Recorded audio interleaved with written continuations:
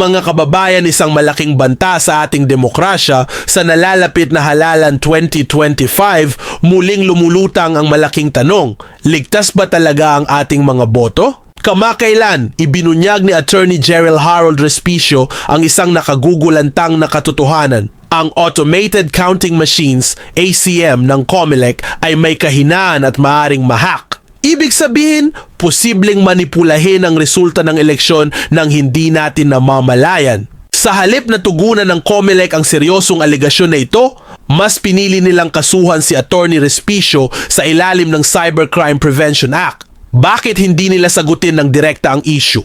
Bakit mas inuuna nila ang pananahimik ng mga nagsisiwalat ng katotohanan? Ayon sa COMELEC, ligtas daw ang ating mga boto dahil ang ACM ay standalone o hindi nakakonekta sa internet. Pero ito ba'y sapat na dahilan para ipikit natin ang ating mga mata? Hindi ba't ilang beses nang napatunayan sa ibang bansa na kahit ang offline na mga makina ay may mga kahinaan at maaaring dayain? Mga kababayan, huwag tayong maging bulag. Kung walang itinatago ang COMELEC, dapat nilang ipakita at patunayan sa publiko na imposibleng ang ma-hack ang mga makinang ito. Hindi sapat ang salita. Kailangan ng konkretong ebidensya. Ang halalan ay pundasyon ng ating demokrasya. Kapag ang sistema ng pagboto ay may bahid ng pagdududa, paano natin masisiguro na ang ating mga leader ay tunay na halal ng bayan? Huwag tayong magpabulag. Bantayan natin ang ating boto, maging mapanuri at higit sa lahat ipaglaban natin ang isang malinis at patas na halalan. Kinasuhan ako ng COMELEC dahil sa isang video kung saan pinag-uusapan ko yung kahinaan ng automated counting machines or ACM at pwede ba silang ma-hack? Ito po si Attorney Harold Respicio at kinasuhan ako ng COMELEC at ipapadisbar din daw nila ako at tatanggalin din daw yung lisensya ko bilang CPA mula sa PRC. Wow! Nakakatakot, alright? Yung video na yon na sinasabi nila ay pinatanggal na nila mula sa Facebook, so hindi nyo ma-access. So pag-uusapan natin ngayong araw na ito kung ano yung laman ng video na iyon. Alright. Ako bilang abogado, ay isa rin akong IT expert kasi bago ako naging abogado ay isa akong CPA, nagtrabaho ako sa Deloitte, ang #1 auditing firm sa buong mundo, at ang expertise ko was information systems audit. Kaya alam ko ang lahat ng mga bagay na yan. Marunong akong mag-code at marunong akong mag-hack. Ang trabaho ko before was tignan yung mga kahinaan ng mga computer systems at sasabihin ko, "Hoy, pwedeng i-hack ito, baka gusto mong ayusin." Actually, dun sa video na yon, sinabi ko lang na, "Hoy, COMELEC, merong kahinaan itong automated counting machines, baka gusto ninyong ayusin." So, Attorney Harold Respicio, ano ba yung sinasabi mong kahinaan doon sa video na yon? Ang sinabi ko was, sabi ko, kapag connected yung ACM sa internet bago mag-print ng election return, pwedeng ma-hack yung makina at madaya ang eleksyon. Wow, Attorney Harold Respicio, please explain.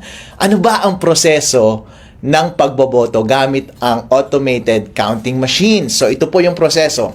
Ayon sa rules na inilabas ng COMELEC, yung automated counting machines ay nasa presinto on the day of elections.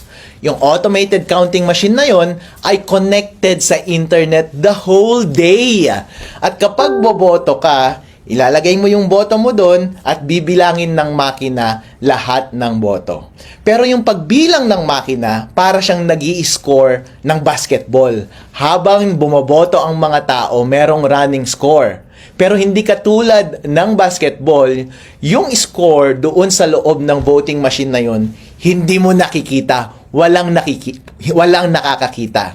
At makikita lamang yung final score pagkatapos na ng pagboto matapos ang alas 7 ng gabi on election day. At lalabas yung information na yon sa pamamagitan ng pagprint ng election return. Tapos yung makina, ipapadala niya yung result sa servers ng COMELEC at yun yung official na returns ng election.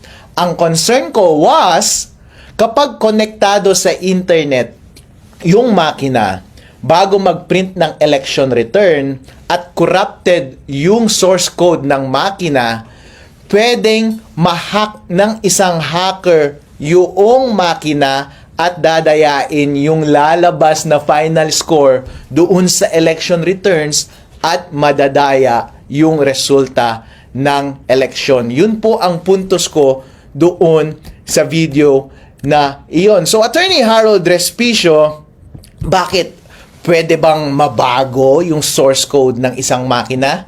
Well, ang binanggit ko doon sa video was pwede on principle basta may physical access ka sa makina. Bilang eksperto sa IT, ikaw din kapag bumibili ka ng gadget mo doon sa Green Hills, di ba? Kapag nakaw yung cellphone na yon or nakaw yung laptop, pag dadalhin mo doon, babaguhin na nila yung source code ng computer na yon kahit may password pa yung device na yon. Kasi ang basic principle ng information system security is basta may physical access sa device, ang isang masamang tao at gusto niyang baguhin yung source code ng makina na yon, pwede mong mabago yung source code ng makina na yon. So, on principle, ang mga makina ng pagboto, basta merong access ang tao dyan, pwedeng mabago yung source code. Ngayon, ang diniscuss ko doon sa video was, sige, sinesecure nga ng COMELEC lahat ng makina na iyon.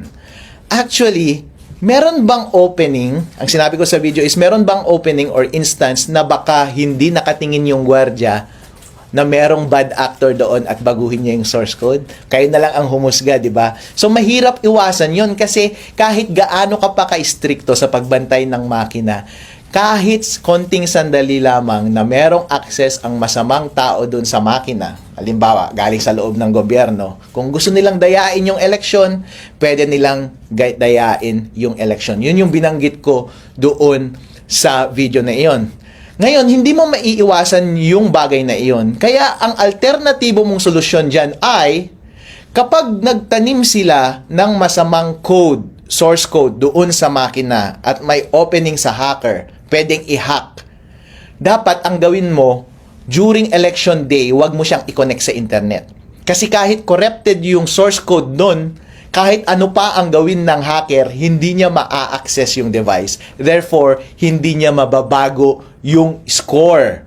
And kapag hindi niya nabago yung score, ang lalabas na score ay yung tamang score sa makina at walang magagawa yung makina. Once i-connect mo na siya sa internet later at ipadala mo yung results sa server ng COMELEC, hindi mahirap nang dayahin yun kasi may kopya na lahat ng watcher ng totoong resulta ng eleksyon. Yun yung binabanggit ko na pwedeng opening doon sa video na iyon. Doon sa video na iyon, naging detailed ako sa pag-discuss ng teorya ng computer securities at paano i-take advantage yung kahinaan na yun doon sa sistema ng automated counting machine. So, nag-code ako doon, dinemo ko kung paano mo talaga siya gagawin code by code, line by line, at ginamit ko itong laptop ko para i-demo in actuality paano siya gagawin. Para, pag nakita ng COMELEC yung video na yun, oo nga no, o kaya nakita ng taong bayan yung video na yun, sasabihin nila, oo nga no, convincing na convincing yung explanation ni Harold. Pwede ngang mangyari. Ayusin nga natin to. Actually, yun yung purpose ng video na yun eh. Yun yung hope ko na sana maayos ng COMELEC yung rules nila. Kasi, ang simple lang siyang pwedeng ayusin. Walang mawawala sa atin. Ang gagawin lang ng COMELEC is babaguhin niya lang yung rules niya kung paano natin i-handle yung ACM machines during election day. Kasi right now, may lunabas na rules ang ACM kung paano i-operate yung voting machine na yun on election day. At kapag babasahin mo yung rules, connected na siya sa internet on the whole day. And walang instruction dun na dapat hindi siya connected sa internet or dapat i-connect mo lang siya sa internet after mag-print ng election returns.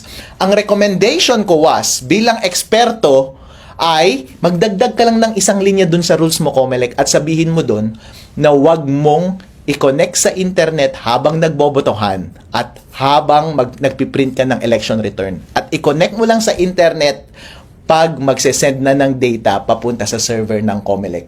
May masama ba dun? Walang masama dun. Walang mawawala sa COMELEC, walang mawawala sa botante ng tao kapag yun ang gagawin mo. Yun lamang ay isang expert advice ko para mapabuti yung sistema ng COMELEC. Napakadaling solusyon po, Chairman George Garcia, okay? So sabi ng COMELEC, Attorney Harold Respicio, bakit naman kasi hindi mo na lang sinulatan yung COMELEC para i-report yan, para mag-usap kayo ng COMELEC? Bakit mo pa inilabas sa public?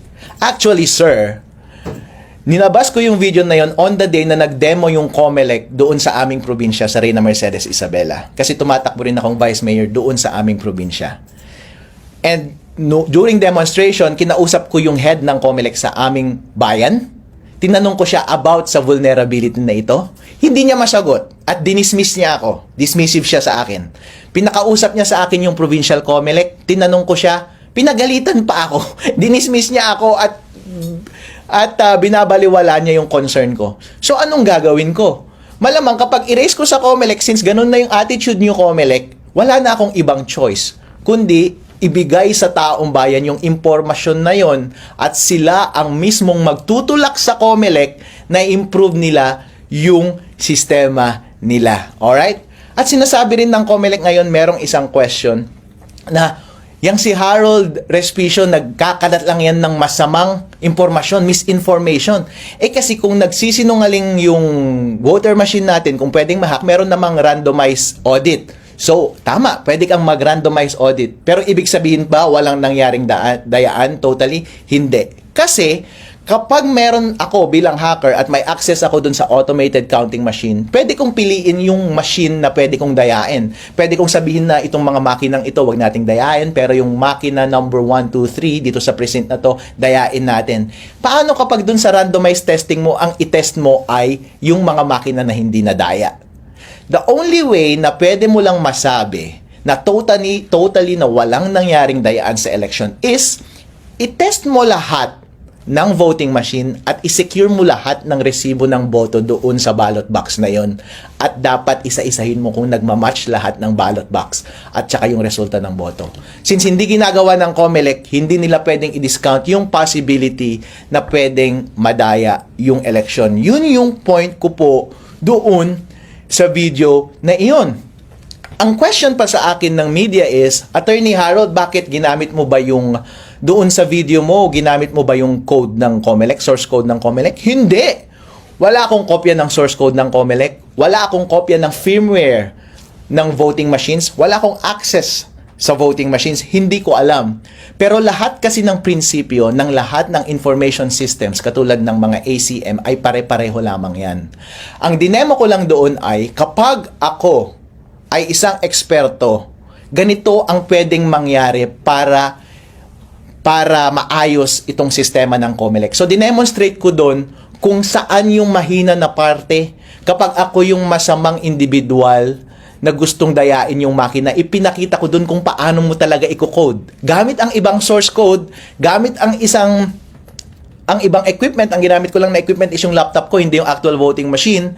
Pero, ang prinsipyo ng pandaraya ng mga makina, ng pagmanipulate ng mga makina ay pare-pareho lamang. Yun lang yung dinedemonstrate ko. In as much as pwede kong i-demonstrate sa kahit na kaninong tao yung mga vulnerability ng kahit na anong gadget. Pero hindi ako nagkaroon ng access sa source code ng COMELEC at yung firmware ng automated counting machines. So yun. At yun nga, pina-down na ng COMELEC yung dalawang video yon na nasa Facebook na nakapost. Ngayon ko lang na-realize na yun pala ang dahilan. Kasi sabi ng Facebook, sabi ko, bakit ninyo tinanggal itong mga videos na ito? Sabi ng Facebook sa akin, kasi may nag-report na nagva-violate ka daw ng batas. Sabi ko, freedom of speech yan. Kaya ako nagsasalita tungkol dito is gusto kong inform yung tao. Dahil kapakanan nila ito, demokrasya nila ito para sa integridad ng halalang 2025. At sana marinig ng COMELEC para magbago ng rules yung COMELEC. Actually, tinanong ako ng media kanina, so Harold, ano ang response mo dito sa mga kasong gagawin sa'yo? Kasi ipapadisbar ka pa daw sa Supreme Court at tatanggalin ka pa daw ng lisensya mo bilang Certified Public Accountant dyan sa PRC. So anong response mo? Talagang ganyan ang buhay. Wala tayong magagawa. Eh kung gusto nila, kunin na rin, kunin na rin nila yung aso ko kasi gusto na naman nilang sirain ng buhay ko. Pero ang bottom line is, Chairman George Garcia, pagkakataon mo to na patunayan ang iyong sarili. Legacy mo ito. Hindi ko alam kung ito ang una o huli mo bilang chairman ng COMELEC. Gusto mo bang matandaan bilang chairman ng COMELEC na nagpapatahimik sa mga concerned citizen na gusto lamang ng tapat na eleksyon? Or gusto mo makilala bilang isang professional at mature na commissioner na nakikinig ng feedback, especially mula sa expert, at titignan mo yung sistema mo kung tama ba o mali. At kung tama, babaguhin mo. At kung hindi naman totoo yung sinasabi ni Attorney Harold Respicio, and then let the public judge for themselves. Dahil pinakamahalaga po lahat ang kalayaan ng tao na magsalita. Nangyari na po ito paulit-ulit sa maraming gobyerno sa buong mundo kung saan merong mga taga-tuligsa sa gobyerno at pinapatahimik nila yung taong iyon. Pagdating sa huli, ang talo ay yung mga abusadong gobyerno na iyon. Pagdating sa huli, ang katotohanan pa rin ang lalabas. Kaya ang advice ko sa COMELEC ay, kung sa tingin ninyo, aatras ako sa informasyon na to or aatras ako sa kandidasiya ko bilang Vice Mayor ng Reyna Mercedes ng Isabela, well, hindi ko gagawin yun. Dahil nagtitiwala ako sa ating batas na ang tama at ang karapatan nating mga individual na malaman ang lahat ng transaksyon ng gobyerno ang siyang magwawagi sa huli. So, yan po. Ako po si Attorney Harold Respicio and this is The Respicio!